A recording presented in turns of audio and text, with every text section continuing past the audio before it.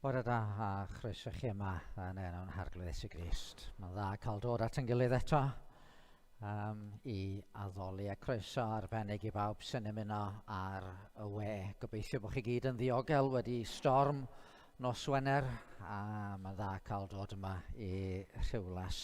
Gan obeithio bod y we yn gweithio'n iawn a phob dim arall.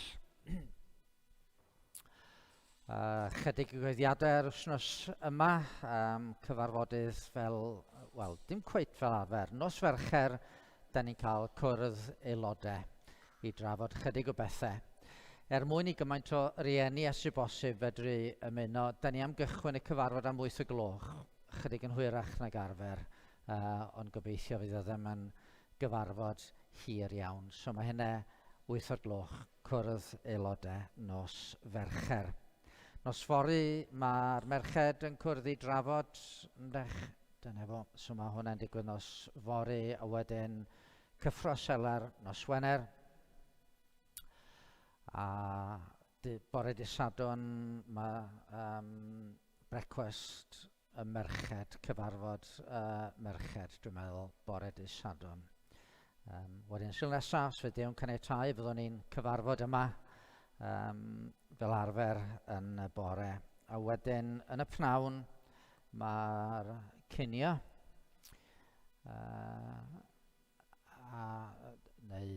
cinio hwyr neu swper cynnar, mae'n dibynnu sut ydych chi'n na, mae'n ddrwg gen i. Dwi'n drysur rwan, mae'n pythefnos mae hwnnw. Mae'n pythefnos mae hwnnw, felly anwybyddwch y brawddegau dwytha yma. Dyna fo, dwi'n credu mae dyna'r prif bethau i sôn amdanyn nhw. Mae Heledd yn anfon i chyfarchion hefyd o ddilyn. Oedd hi'n braf bod draw yna efo hi. Ond y falch bod ni wedi teithio nôl dydd Iau yn hytrach nag ar ddydd Gwener. Felly, ia. Mi ddarllenau Salm 138. Clodforaf di am holl galon. Canaf fawl i ti, yngwydd diwiau, ymgrymaf tuag at dy deml sanctaidd, a chlodforaf dy enw am dy gariad ath ffyddlondeb. Oherwydd dyrchefais dy enw ath air uwchlaw popeth. Pan elwais arnat atebais fi, a chynyddais fy nerth ynof. Bydde di holl frenhinoedd y ddeiar dy glodfori o arglwydd, am iddynt glywed geiriau dy enau. Bydde di iddynt ganu am ffyrdd yr arglwydd, oherwydd mawr yw gogoniant yr arglwydd. Bod yr arglwydd yn uchel, fe gymer sylw o'r isel, ac fe ddarostwng y balch o bell. I mi fynd trwy ganol cyfyngder, adfywiais fi, estyniais dy law yn erbyn llyd fy ngelynion, a gwaredais fi ath ddehelaw. Bydd yr arglwydd yn gweithredu ar fy rhan. O arglwydd, y mae dy gariad hyd byth, paid a gadael gwaith dy ddwylo. Gadwch chi ni weddio.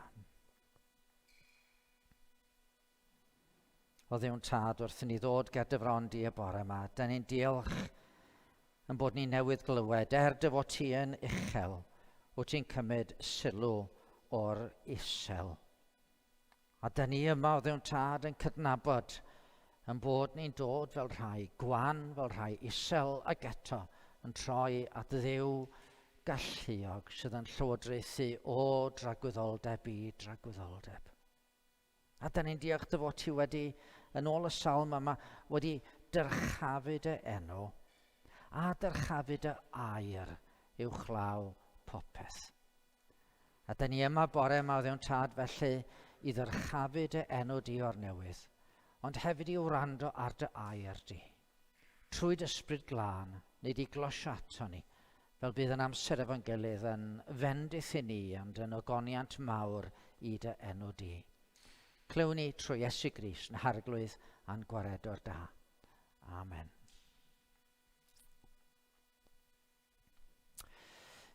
Mi wnawn ni ganu efo yn gilydd. Da ni'n troi o sŵn mawr y byd at y Dduw. Distewch cant mae presenoldeb Crist, y sanctaidd un gerllaw. Dewch, plygwch ger ei fron, mewn dwfn barchedig fraw. Di bechod yw e fe, lle saib mae'n sanctaidd le. Distewch cant mae presenoldeb Crist, y sanctaidd un gerllaw.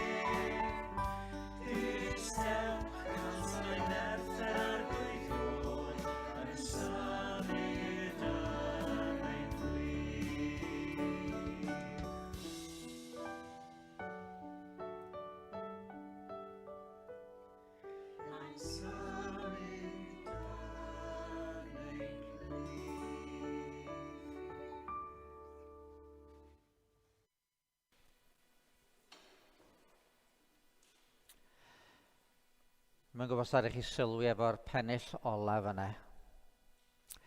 Nerth yr arglwydd i o'r yn symud.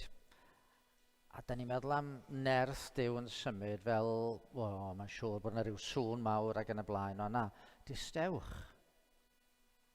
Mae nerth yr arglwydd i o'r, mae'n siarad efo'n calonau ni, mae'n symud yn plith ni, yn helpu ni i brofi gariad a'i ras. Oeddi am ddarllen y bore yma o lythyr Paul at y Philippiaid ar ail bennod. Os dwytha ddaru ni edrych ar y bennod gyntaf yn dofol, da ni'n troi at yr ail bennod yr wythnos yma. Felly, os oes gennych yng Nghrist unrhyw symbyliad, unrhyw apel o di cariad, unrhyw gymdeithas drwy'r ysbryd, os oes unrhyw gynhesrwydd a thosteri, cyflawnwch fy llawenydd trwy fod o'r un meddwl a'r un cariad gennych at eich gilydd, yn unfryd ac yn unfarn. Peidiwch gwneud dim o gymhellion eu hunanol, nac o ymffrost gwag, ond mewn gostyngeidrwydd, bydde di bob un ohonoch gyfrif y llall yn deilingach nag ef ei hun. Bydded gofal gan bob un ohonoch, nid am eich buddiannau eich hunain yn unig, ond am fuddiannau pobl eraill hefyd. Amlygwch yn eich plith eich hunain. Yr agwedd meddwl honno sydd yn wir yn eiddo i chi yng Nghrist Iesu. Ei fod ef ar y ffurf Duw, ni chyfrifodd fod cydraddoldeb a Duw yn beth i ddal gafael ynddo, ond fe gwacaodd ei hun gan gymeryd ffurf ceithwas a dyfod arwedd ddynol. O'i gael arddull dyn, fe darostyngodd ei hun gan fod yn ifydd hyd angau, i angau ar groes. Am hynny, dyrchafodd Duw ef, a rhoedd o'r enw sydd goruwch pob enw, fel wrth enw Iesu plygau pob glin yn y nef ac ar y ddaear a than y ddaear, ac y cyffesau pob tafod fod Iesu Grist yn arglwydd gogoniant Duw Dad. Gan hynny fy nghyfeillion annwyl, fel y buwch bob amser yn ifydd, felly yn nawr nid yn unig fel pe bawn yn bresennol, ond yn fwy o lawer gan fy mod yn absennol, gweithredwch mewn ofn a dychryn yr iachawdwriaeth sydd yn eiddo i chi. Oblygid Duw yw'r un sy'n gweithio arnoch i beri chi ewyllysio a gweithredu yw amcanion Dionis ef. Gwnewch bopeth heb rwgnach nac ymryson. Byddwch yn ddi-fai a di-ddrwg, yn blant di-nam i Dduw yng nghanol cenhedlaeth wyrgam a gwrthnysig, yn disgleirion eu plith fel goleuadau yn y byd, yn cyflwyno gair y bywyd. Felly byddwch yn destun ymffrost i mi yn udd Crist, na fi i mi redeg y ras yn ofer, na llafurio yn ofer. Ond os tywelldir fy mywyd i yn ddiodoffrwm ac yn aberther mwyn eich ffydd chi, yr wyf yn llawen ac yn cyd-lawenhau a chi i gyd. Yn yr un modd byddwch chwithau'n llawen a chyd-lawenhewch a mi.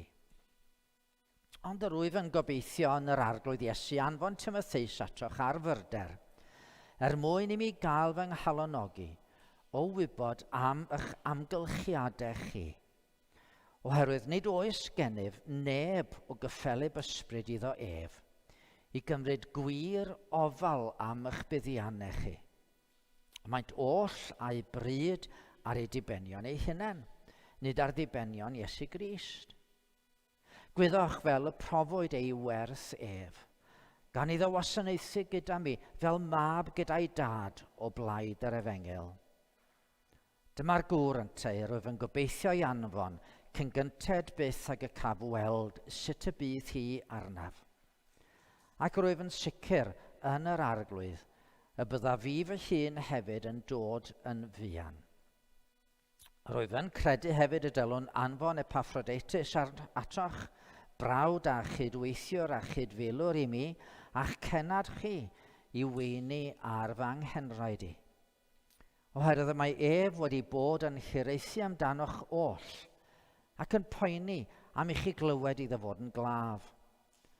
Yn wir, fe fi'n wael, hyd at farw bron, ond fe dosturiodd Duw wrtho, ac nid wrtho ef yn unig, ond wrth i finnau hefyd, rhag i mi gael gofid ar ben gofid. Rwyf felly yn fwy eiddgar i'w anfon, mwyn i chi lawenhau eto o'i weld, ac i minnau fod yn llai fy ngofid. Derbyniwch felly yn yr arglwydd gyda phob llawenydd, ac anrhydeddwch rai o'i fath ef, oherwydd bu yn ymyl marw mwyn gwaith Crist, pan fentrodd ei fywyd i gyflawni drosof y gwasanaeth na allech chi mo'i gyflawni.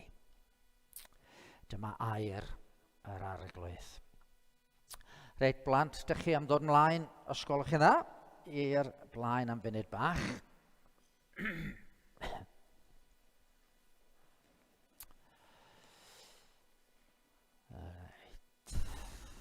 Greit, mae'n dda iawn eich gweld chi unwaith eto. Chi wedi cael wsnos braf? Do, wedi cael wsnos iawn? Do, rhai o'ch chi wedi, rhai ddim yn siŵr. Nefo. Ie. Yeah. Mae'n amser arbennig o'r flwyddyn ydy. Ie. Mae'n Nadolig yn dod, mae mis nesaf, mae Nadolig yn dod. Nefo. A mae'r Sul yma yn Sul special. Mae'n Sul cyntaf mewn cyfnod arbennig. Mae yna 4 Sul a wedyn mae'r Nadolig, a dyma y Sul cyntaf ohonyn nhw. A yr enw dyn ni galw ar y Sul yma ydy Sul cyntaf, yr Advent. Efo, mae'r gair fyny fan yr Advent. A mae'r amser o rwan tan y Nadolig yn cael ei adnabod fel yr Advent. Rwan, Anna, da chi'n defnyddio'r gair Advent? Rhai o'ch chi, ond rhai eraill ddim yn aml. Ond be mae Advent yn golygu? Mae'n dod o air Lladin. Rhaid chi ofyn i dad Aran wedyn be di'r gair Lladin. A be mae'n golygu ydy dod. Mae'n dod, neu mae wedi dod. Ac wrth gwrs, beth dyn ni'n meddwl amdano ydy bod Iesu Grist yn dod. Fe ddaru Iesu Grist ddod nôl yn yr hanes da chi'n mynd i gael dros yr wythnos nesaf yma, fe ddau o ddod i stabl Bethlehem. A weithiau, mae yna rai pobl, mae rai eglwysi, maen nhw'n gwneud rhywbeth special ar y Sul yma. Maen nhw'n rhoi 4 cannwyll allan. Mae yna 4 cannwyll fel yna. A chi sylwi, mae 1 gannwyll fanna wedi goleuo.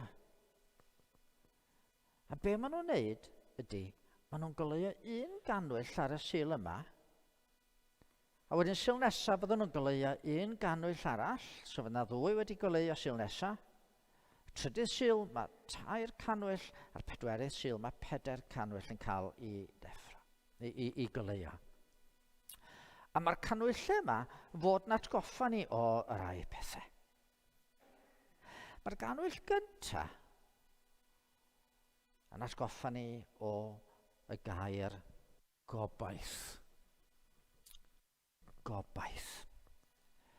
Nôl yn yr Hen Testament, oedd y proffwydi yn clywed Duw yn dweud bod yna rhywun yn mynd i ddod. Rhywun oedd yn mynd i ddod i fod yn Feseia. Ac oedden nhw'n gobeithio, ac oedden nhw'n edrych ymlaen. A pan ydych chi'n darllen yn y Beibl am hanes Iesu'n dod i'r byd, mae yna sôn am bobl fanne oedd yn disgwyl, oedd yn gobeithio, yn edrych ymlaen at gael profi Duw yn anfon y Meseia i'r byd.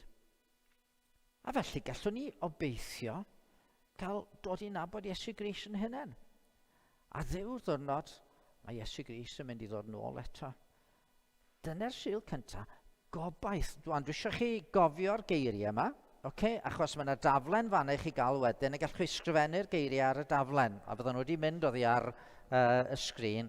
Felly, gobaith. Yr ail Sul, mae'r ail gannwyll yn sôn am baratoi. Chi'n mynd i baratoi ar gyfer y Nadolig? Ydych chi'n paratoi i wneud cyngerdd ysgol ma'r fideo falle mae'n mynd i fod? Ydych chi'n paratoi yn meddwl am y presantau ydych chi'n rhoi i bobl? A fydd yna baratoi bwyd a rhoi addurniadau fyny? Wel, oedd angen paratoi ar gyfer Iesu Grist. Paratoi calon i dderbyn Iesu Grist. A dyna di'r ail air, paratoi. Ar y trydydd Sul, llawenydd. Ydych chi'n mwynhau Nadolig? Chi'n teimlo'n hapus bore Nadolig? Ydych? Ie. Mae hi'n braf, mae'n amser braf, ond llawenydd mawr bod Duw wedi'n caru ni a Duw wedi anfon ei fab i'r byd ar yn mwyn ni. Dyna chi lawenydd rhyfeddol. A'r pedwerydd Sul, maen nhw'n goleuo'r bedwerydd ganwyll i addoli, i ddeud wrth Dduw mor ffantastig ydy Duw bod o wedi'n caru ni gymaint. Bod o wedi fod yn barod i roi anreg mor fawr i ni, rhoi ei fab i hunan yr arglwydd Iesu Grist. Lle na chi 4 gair i fynd efo'r 4 canwyll. Chi'n cofio nhw? Gobaith, paratoi, llawenydd ac addoli. A weithiau nid jyst mewn eglwysi maen nhw'n gwneud hyn. Mae rhai pobl gartre yn cael 4 canwyll ac yn goleuo un bob wythnos. Mae'r llun eto yn dangos y 4 canwyll da chi'n gallu gael i wneud i gofio be ydyn ni'n paratoi ar ei gyfer o. Iawn, felly ewch yn ôl i'ch seddi, cymerwch un o'r taflenni sydd ar yr ochr fanne efo chi, a wedyn gallwch chi lenwi fewn 4 gair ac ateb y cwestiynau, a fydd na bethau hefyd ar gyfer y bregaeth i chi fedru nodi lawr.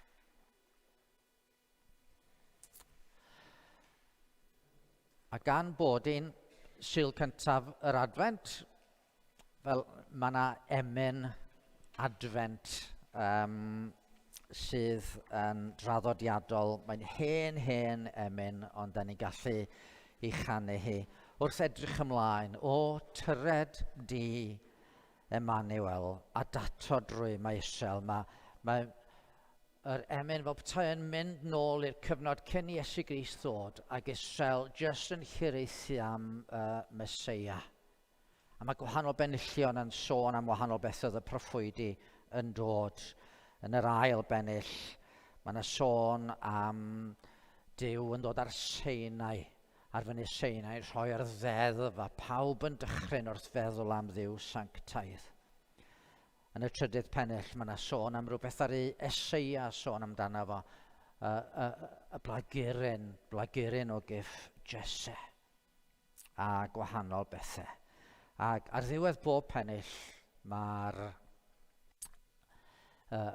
gytgan fel petai o can, Emmanuel ddaw ata ti o Israel.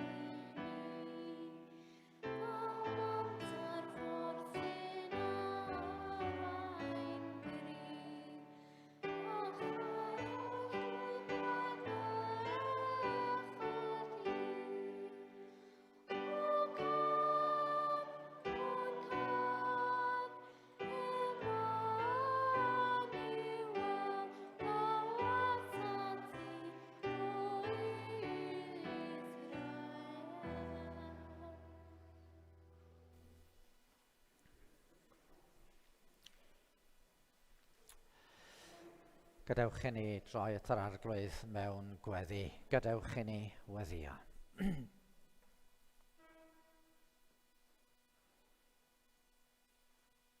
O arglwydd ein Duw, wrth i ni droi at ti y bore yma, da ni'n llawenhau yn y gobaith a'r llawenydd sydd o wybod fod Emmanuel, fod Duw gyda ni, fod Iesu y gwaredwr wedi dod i'n byd.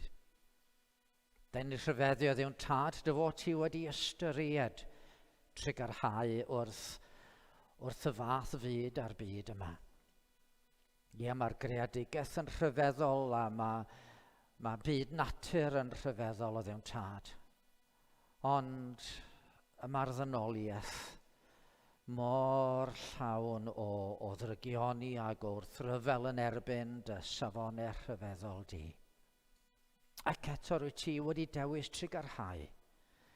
A trigarhau yn yr un ffordd fydde yn dod â gobaith a goleuni i'r fath fyd.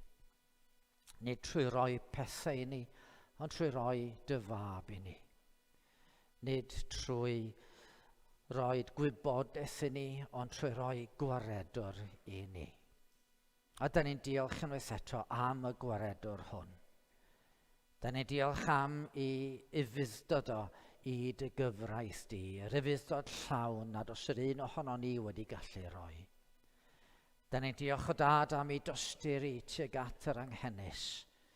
Dosturi o Dduw'n Tad sydd i angen gymaint yn byd ni. Da ni'n diolch o Dad am i gymeriad glân o, am i sancteiddrwydd o. A da ni'n diolch o Dduw'n Tad am i gariad tuag ato ni, y cariad barodd iddo fynd i wynebu croes Calfaria'r tywyllwch eithaf, mwyn i ni brofi goleuni yn llifo i mewn i'n calonnau.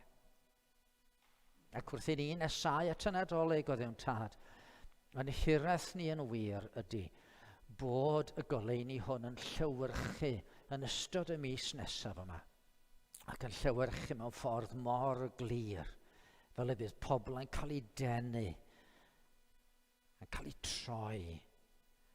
troi, ie mewn edifeirwch, ond i troi mwyn derbyn y maddeuant a'r goleuni a'r bywyd sydd i'w gael trwy yr arglwydd Iesu Grist. Ydyn ni o Dduw'n Tad yn ymwybodol bod yna gyfrifoldeb arno ni yn ystod y mis nesaf i ddisgleirio. Ac felly yn gweddi ni ydy y byddi ni'n helpu ni o Dduw'n Tad wrth i ni weithredu ac wrth i ni wneud gwahanol bethau. Da ni'n gweddi o Dduw'n Tad y byddi di yn arfog i ni ac yn rhywsut yn eneinio ni fel bod yn tystiolaeth ni'n cyfri yn ystod yr wythnosau sydd yn dod. A heddiw, da ni'n cyflwyno'r byd yn ei angen wedi clywed am gymaint o bethau difrifol yn digwydd yn ystod yr wythnos ddiwethaf yma. Arglwydd, mae meddwl am y ffoduried, mae meddwl am beth sydd wedi digwydd a rai o strydoedd yn gwlad ni, meddwl am amrywiolyn newydd sydd wedi ymddangos yn ystod yr wythnos diwethaf yma yn Affrica. Arglwydd, mae'r byd mewn cynnwrf a therfysg. A da ni'n cyflwyno'r byd i ti. Cofio'r byd o feddyg da, a'i flinderau, tydyn glau, a llwyr i acha ei ddoleriau. Cod y bobledd ar ei traed i thwasnaethu ti a'i prynais trwy dy waed, dirion Iesu.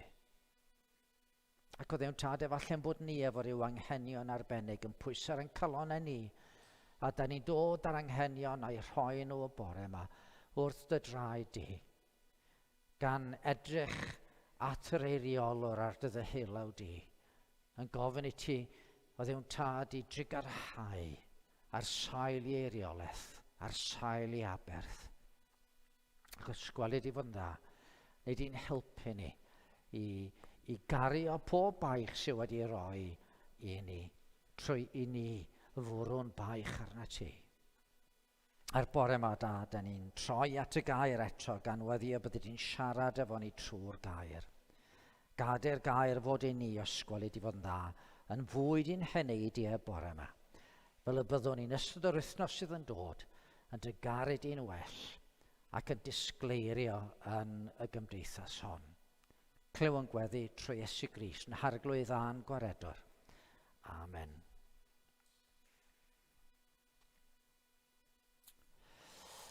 Wel, da ni am ganu emyn cyn i ni droi at y gair. Un o'r emynau cyfarwydd hynny ac eto un o'r emynau sydd mor rhyfeddol. Wrth edrych Iesu ar dy groes, y meddwl dyfnder y dangael oes. Pryd hyn, rwyf yn dibrisio'r byd a'r holl ogoniant sy'n ddo i gyd. Dyna'n gobaith ni ro'n wedi cael troi'n sylw at yr arglwydd Iesu yn ystod y munudau nesaf.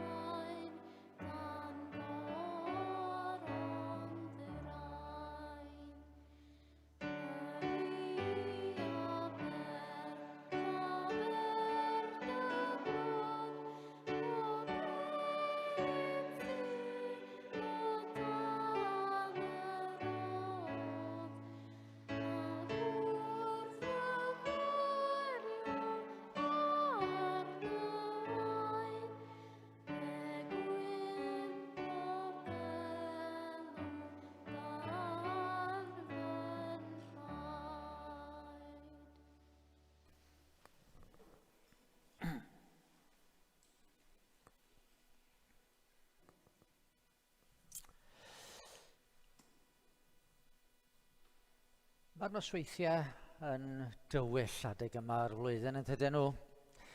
Da ni wedi gweld y cymylau yn cronni a does dim lot o leini'n dod o'r lleiad ar y nosweithiau'r wythnos yma.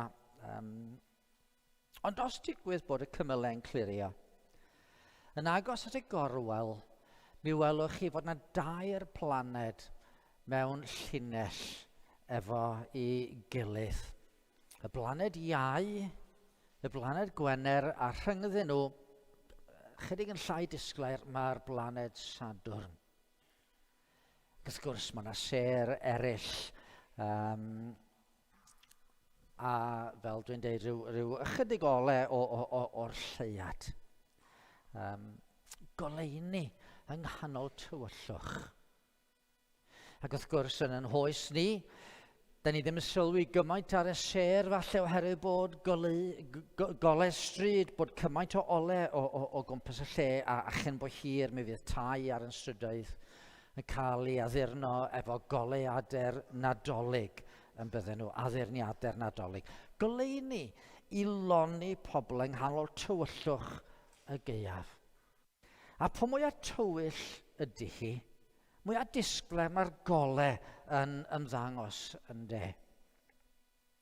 A mae yna fwy nag un math o dywyllwch. Mae yna bethau sy'n tywyllu'n bywydau ni a'n calonnau. Cymwch chi y penawdau y newyddion yr wythnos dwytha yma. 7 o ffoaduried yn boddi yn y sianel wrth geisio croesi i Loegr. Dadle rhwng Boris Johnson ag Emmanuel Macron. Milwyr Rwsia yn croni ar y ffin gydag Wcrain. Plentyn 5 oed yn sôn am hunanladdiad. Hogan 12 oed yn cael ei lladd ar strydoedd Lerpwl. Yr amrywiolyn newydd wedi ymddangos yn ei Affrica. Mae yna dywyllwch mawr yn ein cymdeithas ni yn does. Ond mae'r Beibl a mae Iesu Grist yn dweud bod yna oleuni i lewyrchu i ganol y tywyllwch yma. Fod i ddilynwyr o fod yn oleuni yng nghanol y tywyllwch. Chwi yw goleuni'r byd, medda fa. Llywyrchyd fellych goleuni gerbron dynion. Ac wrth i Paul deithio o gwmpas ymerodraeth Rufain, fe welodd o ddigon o dywyllwch. Oedd o'i hunan a wrth ysgrifennu llythyr at y Philippiaid yn y carchar am iddo fo geisio bod yn sôn wrth bobl am yr arglwydd Iesu Grist. Ond mi oedd Paul yn gallu gweld gwreichion o oleuni ar draws Ewrop lle oedd o wedi bod. Pobl oedd wedi dod i gredu yn yr arglwydd Iesu Grist. A dyma fo rwan yn ysgrifennu at y Philippiaid ac yn deud wrthyn nhw, dyna sydd eisiau chi wneud. Dych chi rwan, meddwl fo, yn adnod 15 o'r ail benod, fod disgleirio yn ei plith yng nghanol cenhedlaeth wyrgam a thryfais. Dych chi fod disgleirio yn ei plith fel goleuadau yn y byd. Dyna'ch job chi yma yn y byd, disgleirio fel hyn. Dwi wedi gweld rhai yng Nghorinth, dinas ofnadwy a niwiol. Dinas, i ddweud i gwir, pan oedd pobl yn yr ymerodraeth Rufeinig yn sôn am Gorinth, oedden nhw'n meddwl yn syth am bob math o anfoesoldeb. Ond yng nghanol Corinth, mi oedd yna bobl oedd yn disgleirio, oedd yn oleuni, yn llywyrchu yn y tywyllwch. I ddweud i gwir, mae Paul yn deud yn un o'i lythyrau at y Corinthiaid, y Duw a ddwedodd llywyrched goleuni o'r tywyllwch a lewyrchodd yn ein calonnau ni. Ac felly'n Philippi, oedd yna dywyllwch yn bygwth di galoni Cristnogion. A mae'n eu hannog nhw i fod yn ddifau, yn ddiddrwg, yn blant un am i Dduw yng nghanol cenedlaeth wyrgam a gorthnysig, yn disgleirio yn ei plith fel goleuadau yn y byd. A mae'r gair sydd wedi gyfieithu fel goleuadau, mae'n gallu golygu golau, mae'n gallu golygu lamp. o weithiau yn cael ei gyfieithu fel seren. Da chi fod yn ser. Pawb eisiau bod yn seren y dyddi yma. Wel, da ni eisiau bod yn ser mewn ffordd gwahanol, yn disgleirio, yn dangos goleuni Crist i'r byd. Ac i ddweud y gwir, dwi'n credu bydde Paul yn deud wrthon ni heddiw, mae'r un gobaith i Gymru, yr un gobaith i'r Deyrnas Unedig, ydy chi. Chi sy'n credu yn yr arglwydd Iesu Grist. Dyma'r gobaith. Dyma'r un peth sydd yn mynd i drawsnewid cymdeithas.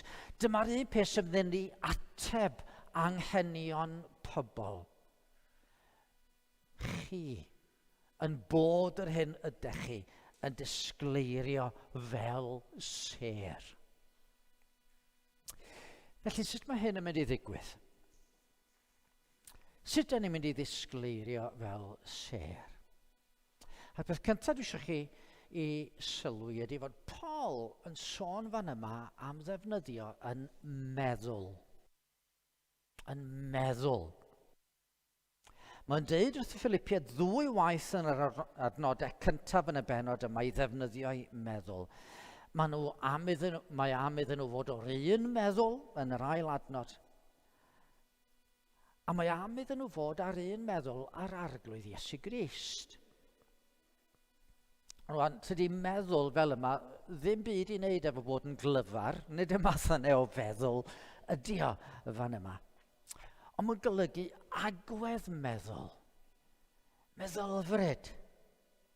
Mae yna sawl gair yn y Groeg, yn y Beibl yn cael ei gyfieithu weithiau fel meddwl, ond mae'r gair yma yn cael ei ddefnyddio mewn ambell i fan, ac un o'r mannau hynny ydy, dych chi'n cofio hanes Iesu yn Ceryddu Pedr ac yn dweud, dos ymaith o'm golwg Satan, mae'n tramgwydd ydw ti mi. Oherwydd nid ar bethau Duw y mae dy fryd, ond ar bethau dynol. Mae'r gair bryd yna, ar dy fryd.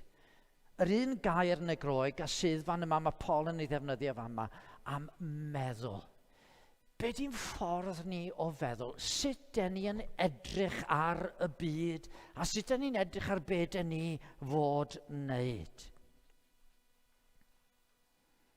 Ni, pobl yr arglwydd, ydy gobaith yn byd ni. Pam? Achos pan dyn ni'n dod i gredu'n Iesu Grist, dyn ni'n cael yn gwneud yn greaduriaid gwahanol. Mae'n rhywbeth yn digwydd i ni. I ddweud y gwir, mae'r Beibl yn mynd mor bell a dweud bod yr hen fi wedi marw efo Iesu Grist ar y groes. A bod na fi newydd wedi dod. Ond bod yr hen fi wedi marw, mae'r hen natur oedd yn gafel yno fi, pryd hynny, mae'n trio dal i afel arna i rwan. Ac felly, dio ddim yn hawdd i fi fod a meddwl fel Crist. Mae'r hen natur yn glynu wrthai. Y natur hunanol sydd eisiau rhoi fi yn y canol. Felly rhaid ni ddysgu meddwl mewn ffyrdd gwahanol. Meddwl am Dduw mewn ffordd wahanol. Meddwl am bobl eraill. Am yn byd ac amdano ni'n hunain mewn ffordd gwahanol. A tydi hynny ddim yn hawdd bob amser, achos old habits die hard. Da ni di hen arfer bod yn crwydroddi wrth Dduw, yn hunanol, yn gosod yr hunan yn y canol. Mae'n gallu bod yn strygl i beidio bod fel yna.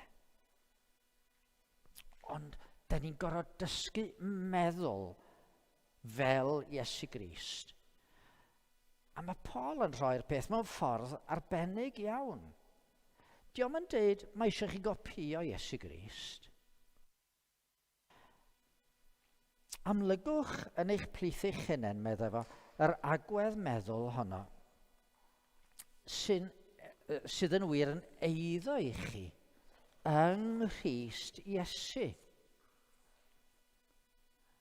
Mae'r ymadrodd bach yma yng Nghrist Iesu, mae'n cael ei ddefnyddio ambell o gan Paul. Mae'n golygu bod ni yng Nghrist pan da ni'n credu. Mae dod yn Gristion yn fwy na jyst derbyn set o reolau am sut i fyw. Mae yna gysylltiad ysbrydol yn cael ei wneud rhyngddo ni a'n harglwydd. Mae'r diwynyddion yn gallu sôn am yn hyndeb a Christ, union with Christ. Meddylwch am y ffordd oedd Iesu'n siarad efo'r disgyblion y noson y cafodd o'i fradychu. Yn y dydd hwnnw, byddwch chi'n gwybod fy mod i yn fy nhad, a'ch bod chi yno fi a minnau yno chithau. Waw. O, hwnna beth rhyfeddol yn dydi. Nid bod Iesu Grist wedi bod ar y ddaear 2000 o flynyddoedd yn ôl a rwan bod o fyny yn y nefoedd yn bell oddi wrthon ni. Na, mae Crist yno ni a dyn ni yng Nghrist.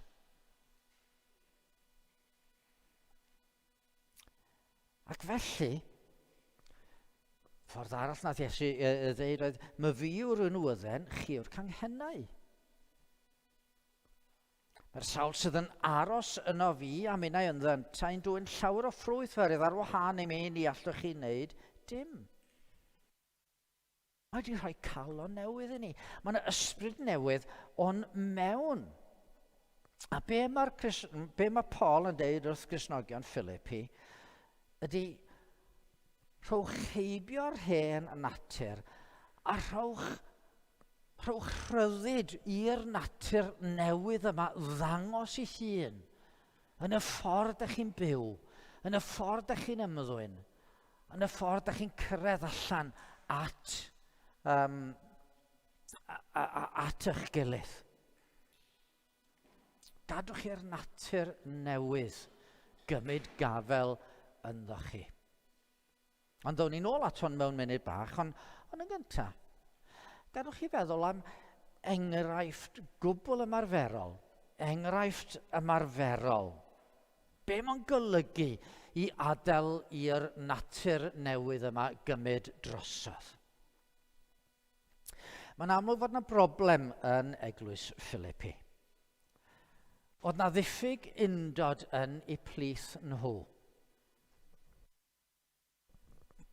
Oedd yna ddiffyg undod yna. Oedd y peth yn fwyaf amlwg rhwng dwy o'r gwragedd, Euodia a Syntyche. A mae'n deud yn y bedwaredd bennod yn reit blaen. Yr oedd yn annog Euodia ac yn annog Syntyche i fewn gytun yn yr arglwydd.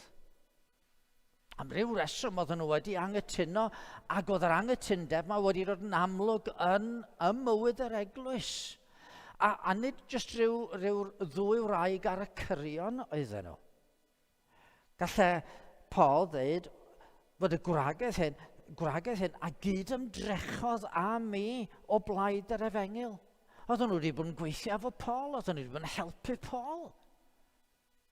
Dyma wragedd amlwg, ond rywsut oedd yna ryw anghytundeb, oedden nhw ddim yn gallu cytuno, da ni'n gwybod be'n union oedd wedi digwydd, ond oedd Paul yn deud, os da ni'n un yng Nghrist, yna mi ddylen ni fod yn un efo'n gilydd. A dyna'r peth cyntaf. Mae yna undod fod yn ymplith ni fel pobl yr arglwydd. Os oes gennych yng Nghrist unrhyw symboliad, dechrau'r ail bennod, unrhyw apel o di cariad, unrhyw gymdeithas trwy'r ysbryd, hynny ydi, os ydi Iesu'n golygu unrhyw beth i chi, os ydi'ch ffydd chi'n golygu unrhyw beth i chi, os oes unrhyw gynhesrwydd a thosteri, cyflawnwch fy llawenydd trwy fod o'r un meddwl a'r un cariad gennych at eich gilydd, yn unfryd ac yn unfarn. Dyma sydd un o diweddu cymdeithas yr eglwys. Dyna oedd un o'r pethau yn gwneud yr eglwys y fore mor effeithiol. Yn llyfr yr Actau, da ni'n darllen wedi'r Pentecost, yr oedd yr holl gredinwyr ynghyd yn dal pob peth yn gyffredin. Byddait yn gwerthu heiddo a'i meddiannau rhannu rhwng pawb yn ôl fel y byddai angen pob un. Wedyn, bellach ymlaen, da ni'n cael hanes eglwysi oedd ymhlith y genhedloedd yn gwneud casgliad o arian i'w ddanfon i Jerusalem i helpu y Cristnogion o Iddewon oedd yn Jerusalem oedd yn dioddef oherwydd newyn mawr a'r erlyd oedd yn digwydd arnyn nhw. A mi nath yr eglwys fore, o fewn 300 mlynedd, mi nath yr eglwys y fore droi yr ymerodraeth ar ei phen i lawr. Yr ymerodraeth Rufeinig. A doedd ganddyn nhw ddim adeiladau ar y pryd ac yn y blaen yn gyffredinol, ond oedd un o dadau cynnar yr eglwys Tertullian oedd ei enw fo, oedd yn ysgrifennu tua'r flwyddyn 200 wedi geni Crist, fod y Rhufeinwyr yn dweud, gwelwch fel mae'r Cristnogion yma yn caru gilydd. Maen nhw hyd yn oed yn barod i roi eu bywydau yn aber dros ei gilydd. Ac yn sicr doedd pobl eraill ddim yn gwneud. Oedd undod yn amlwg yn yr eglwys fore, a mae undod yn ffordd da ni'n gallu disgleirio yn arbennig yn y cymdeithas ranedig ni. Mae cymdeithas wedi rhannu yn does. Pobl yma a ffoduriad neu mewn fudwyr. Rhai sy'n cefnogi'r toriad, rhai sy'n cefnogi llafur. Pob rhai oedd o blaid Brexit, rhai oedd yn erbyn Brexit ac yn y blaen. Mae'n undod ni yn gallu disgleirio. Ond sut mae bod yn un pan dwi'n iawn am y llun anghywir, meddwl Euodia? A sy'n tychen dweud, wel na fi sy'n iawn. Sut mae cael undod fel hyn? Ac wrth gwrs, mae Paul rwan yn troi at un nodwedd ddyle fod yn wir am bob Cristion. Gostyngeidrwydd. Dyma'r hyn sy'n meithrin undod. Peidiwch â gwneud dim o gymellion hunanol nac omfrost gwag, ond mewn gostyngeidrwydd, bydde di bob un gyfrif y llall yn deilingach nag ef ei hun. A da ni'n dod at rai o'r geiriau mwyaf rhyfeddol ysgrifennwyd erioed yn hanes y byd. O adnod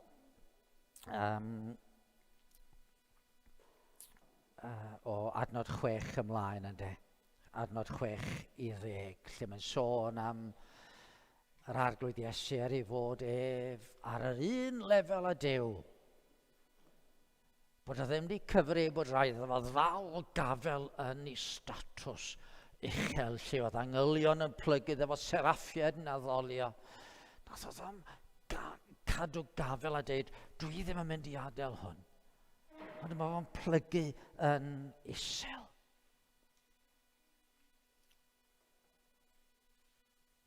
Gwch ni fynd yn ôl at hanes Pedr ag Iesu. Oedd Pedr newydd gyffesu mae Iesu oedd y Meseia, mab y Duw byw. A'r arglwydd wedyn yn mynd i egluro, wel iawn, rwan dwi'n mynd ymlaen i Jerusalem. A mi fyddai'n cael ymradychu, a mi fyddai'n cael yn lladd yng nghroeshoelio ac yn y trydydd dydd mi wna i atgyfodi. A mae Pedr yn syth yn ymateb, hey, hold on, does dim eisiau ti ddioddef?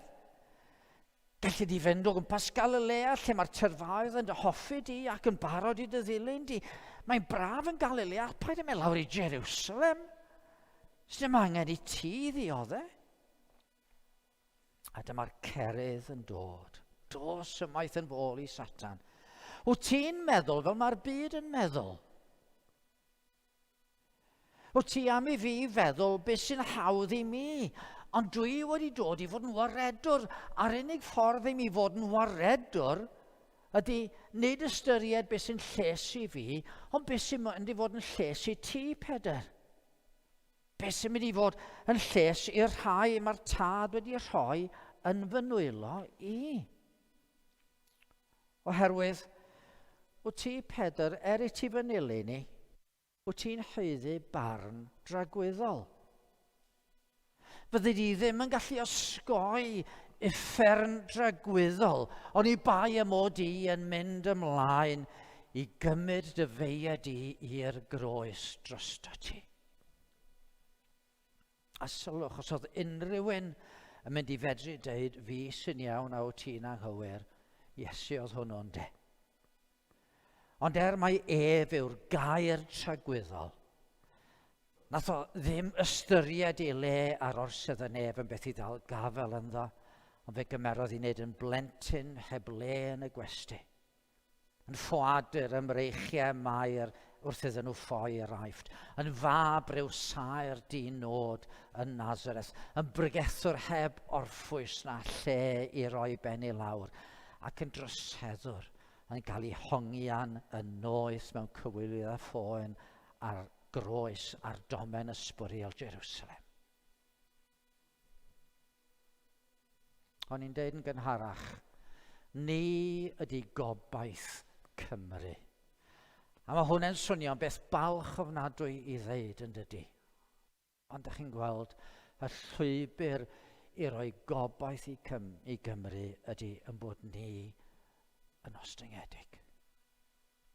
Yn bod ni yn mynd lawr. Y ffordd i draws newid yn gwlad ni ydy trwy fod yn bobl sydd yn un efo'n gilydd ac yn ostyngedig yn plygu ein gilydd. Nid yn glwd llawr, does dim rhaid bod yn glwd llawr i neb. Mae'n cymryd cadernid, mae'n cymryd cryfder i fod yn ostyngedig fel hyn. Mae'r syniad o Gristion balch hunan gyfiawn, wel mae'n groes ddywediad. Tydy Cristion ddim fod yn llawn ohono fo'i hunan. Tydy Cristion ddim fod yn falch. Mae Cristion yn ostyngedig. A trwy hynny yn gallu disgleirio. Ond mae'n job. Mae'n job brathu'n hafod weithiau pan dwi'n iawn a mae rhywun arall yn wrong. Chi weld Euodia sy'n tychu yn clywed y geiriau yma. Sut fedra i wneud o? Sut fedra i fod yn ostyngedig? Wel, o flaen rhain. O flaen y bobl yma. A dyma lle dyn ni troi at yn natur newydd ni. I fynd nôl at be o'n i'n ddeud o'r blaen. Y natur newydd ni. Mae Paul yn deud wrthon ni yn adnod 13. Dyw yw'r un sydd yn gweithio ynoch i beri chi ewyllysio a gweithredu i'w amcanion Dionis ef. Dyw yr un sy'n gwneud o. Sut ydych chi ddod yn Gristnogion yn y lle cyntaf? Mi glywsoch chi yr Efengyl, mi glywsoch chi bod na angen i chi edifarhau a rhoi'ch ffydd yn Iesu. Ond ar un adeg yn hanes mwy neu lai pob un ohono ni doedden ni'm yn gallu. Falle bod rhai ohonoch chi, wel dwi'n gwybod bod rhai ohonoch chi wedi bod am flynyddoedd yn clywed y neges, ond oedd o'n golygu dim byd go iawn i chi. Ond yna, rhyw dro, mi nath pethau newid. Mi ddaru chi glywed, ac oedd yn siarad efo'ch calon chi. A rywsut ydych chi'n ffeindio, dwi rwan yn, dwi yn edifarhau. Dwi yn gweld mor ddrwg ydw i. Dwi yn gweld gymaint dwi wedi troi cefn ar Dduw. A rywsut mi welsoch chi fod Iesu di marw, neu jyst dros y byd, ond drostoch chi, a fe gawsoch chi ras i gredu. Beth i digwydd? Oedd yr ysbryd glân di gweithio yn eich calon chi. Oedd Duw di gwneud rhywbeth. A dyna sydd ddari chi ddod i gredu. Dyna sydd ddari chi ddod i ffydd. Oedd Duw wedi gweithio.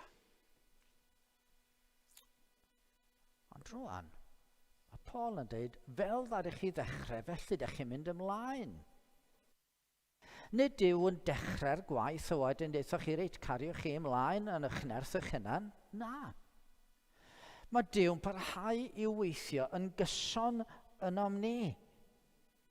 Yn gyson i beri i ni ewyllysio a gweithredu o amcanion Deion y sef. Dwi'n eisiau bod yn osyngedig i hon. Meddai Euodia neu meddai Syntyche. Ond oedd Dyw yn gallu newid i hewyllus i fel bod nhw'n barod i blygu i'w gilydd.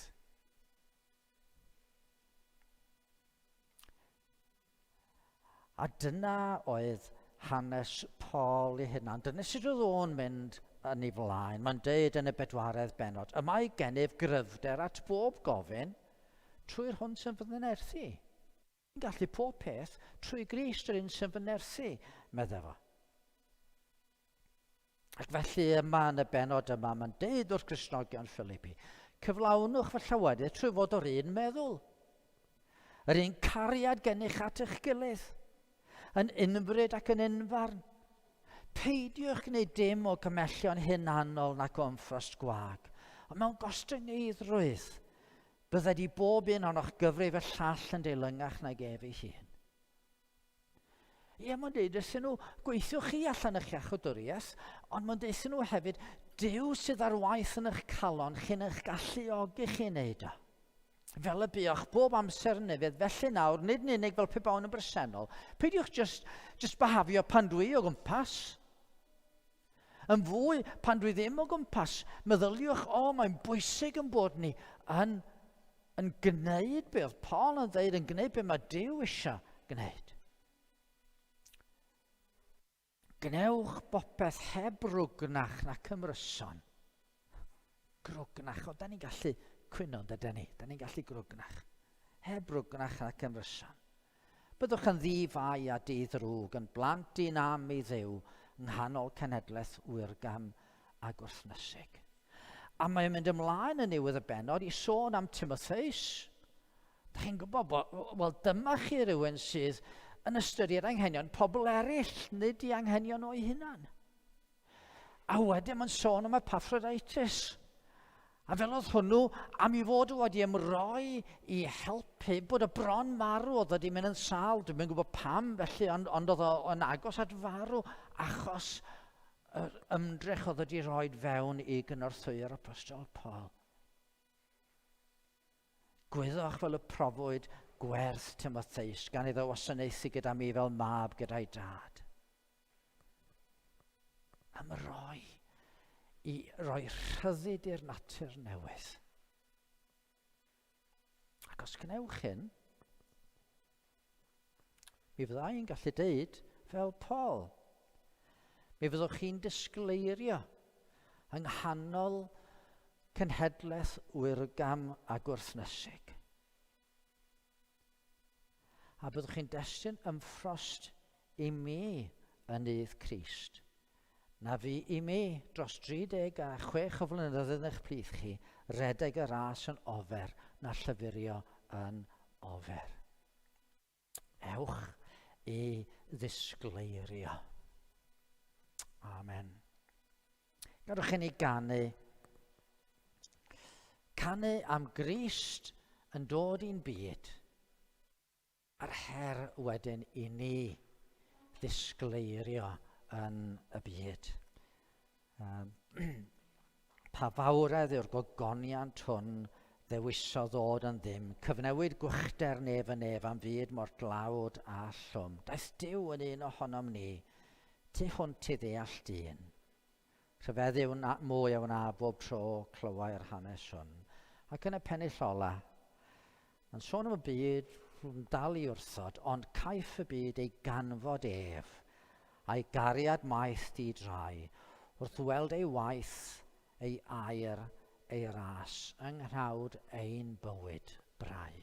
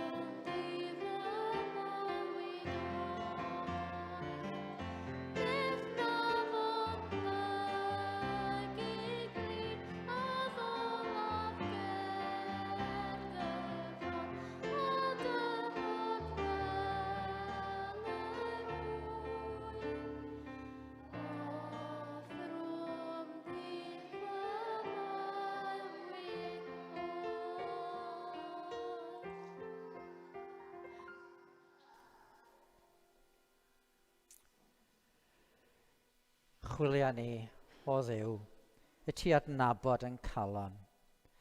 Profa ni i ti ddeall yn meddyliau.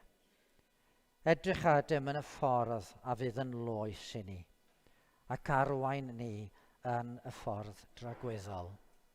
Amen.